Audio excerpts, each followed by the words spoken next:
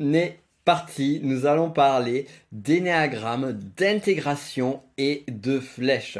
On va voir ici dans cet épisode, qui finalement est complémentaire à un précédent que j'avais fait sur la désintégration, eh bien l'intérêt des flèches en énéagramme, qu'est-ce que sont les flèches, et comment améliorer, comment être dans la, j'ai envie de dire, la quintessence, dans la version la plus évoluée de notre personnalité. Alors pour cela, on revient sur la figure d'énéagramme juste en dessous, et on se rappelle de points clés que l'on voit ici, c'est que nous avons 9 types de personnalités, 1, 2, 3, 4, 5, 6, 7, 8, 9, et nous appartenons à l'une de ces grandes familles de personnalités. Pour rappel, on n'a toujours qu'un seul et unique type de personnalité, même si on peut arborer des aspects, des parties des autres profils. Il y en a un qui est notre seule et unique base, que j'appelle également famille de personnalité.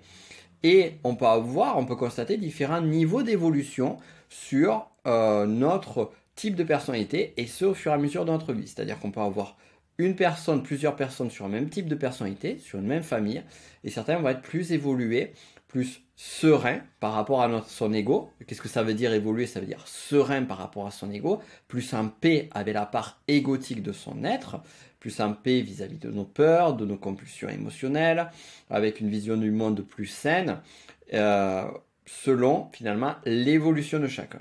Et là ici je viens déjà de poser un mot-clé qui est celui d'évolution, que l'on appelle en énéagramme l'intégration. C'est-à-dire qu'on va s'intégrer, on va rassembler, on va réunir les parcelles éparpillées de notre être sur notre profil. Là où à l'opposé, on se désintègre, c'est-à-dire qu'on va aller s'éclater sur les parts obscures de notre personnalité.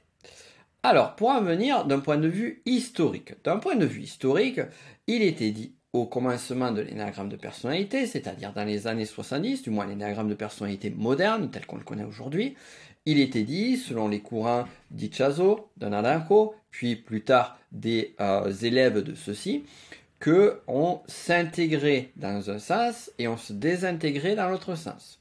En d'autres termes, ce qui nous intéresse, c'est l'intégration. Si on veut évoluer, par exemple, admettons que je sois un type 1 énéagramme, eh bien, je vais aller dans le sens opposé des deux flèches qui sont présentes. Alors, on va mettre plutôt cette figure, là, ça sera plus clair.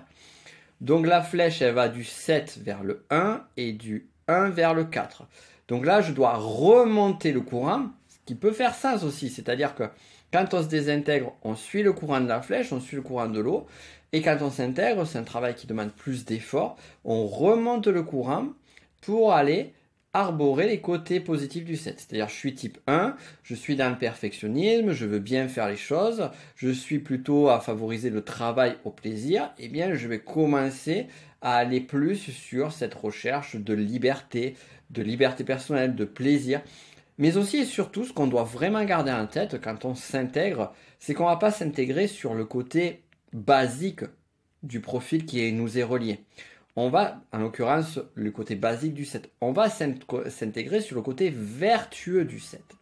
Si je prends par exemple notre profil, le 3 énéagramme, qui justement, eh bien, par souci de son image, peut avoir tendance à travestir la réalité et à manquer peut-être un peu de fiabilité, voire dans certaines situations avoir du mal à passer à l'action s'il est trop confronté à l'échec.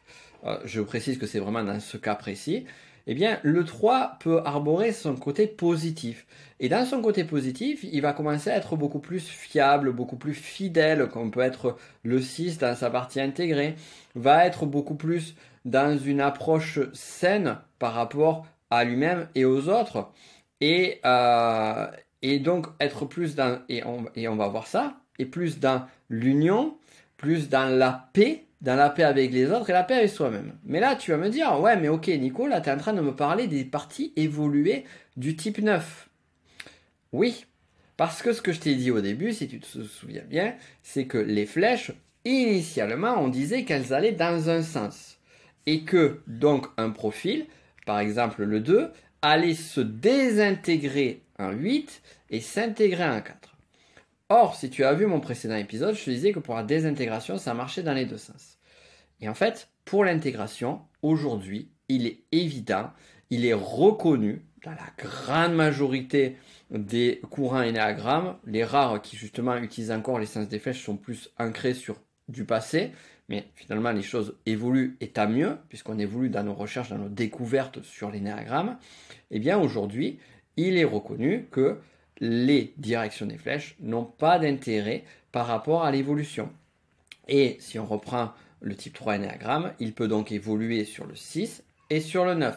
Et j'ai envie de te dire, quel que soit ton type énéagramme, et c'est ça qui devient intéressant, c'est où est-ce que tu te trouves, admettons que tu sois type 5 énéagramme, et bien te poser la question, en quoi tu peux aller chercher des côtés positifs du 7, en quoi tu peux aller chercher les côtés positifs du 8. Et j'insiste vraiment, c'est sur les côtés positifs évolués de chaque profil.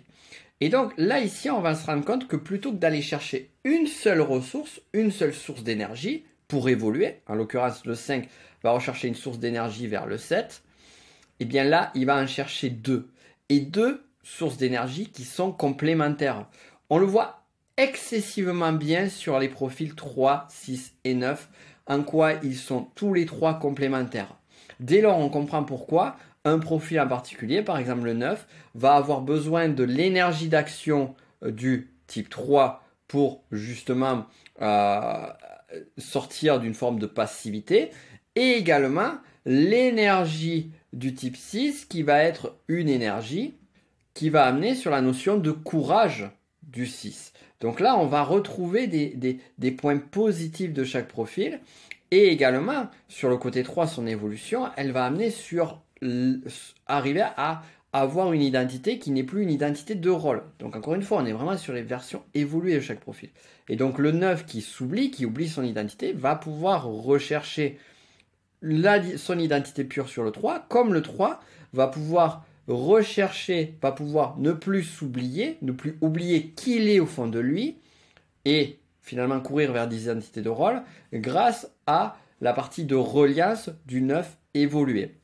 Donc c'est ça qui est intéressant. Et en même temps, bien évidemment, chacun d'entre nous va quand même travailler sur les clés de son profil, que sont travailler sur l'évolution de notre passion, d'aller de la passion à la vertu, l'évolution de la fixation jusqu'à l'idée sacrée, et vraiment d'améliorer notre état d'être pour sortir de l'état égotique et aller sur un état évolué de l'être. Voilà donc tout le chemin, toute la grande quête des profils énéagrammes, c'est la quête d'une vie, clairement. Heureusement, on évolue progressivement au fur et à mesure des semaines, des mois et des années. Donc là, on a commencé, on va aller plus loin. Je t'invite, si tu ne l'as pas fait, à me rejoindre sur ma masterclass qui est 100% gratuite. Encore une fois, le lien est dans la description, le premier lien. Il y a d'autres liens aussi intéressants, d'autres sujets que je partage. Mais si l'énéagramme, c'est vraiment le sujet d'aujourd'hui, t'intéresse, va là-dessus. Et je te rejoins de l'autre côté. Dis-moi également en commentaire, justement, quel est ton profil. Et par rapport aux deux flèches, eh bien, quelle est la flèche sur laquelle tu te sens que tu t'intègres le mieux. Admettons par exemple que tu sois type 2 énéagramme. Eh bien, tu peux me dire, ben, là, je m'intègre facilement sur le 4. Par contre, le 8, j'ai du mal encore. Et donc, qu'est-ce que tu peux aller chercher pour t'intégrer en 8? Je te laisse me dire ça en commentaire et on se rejoint sur la masterclass. À de suite.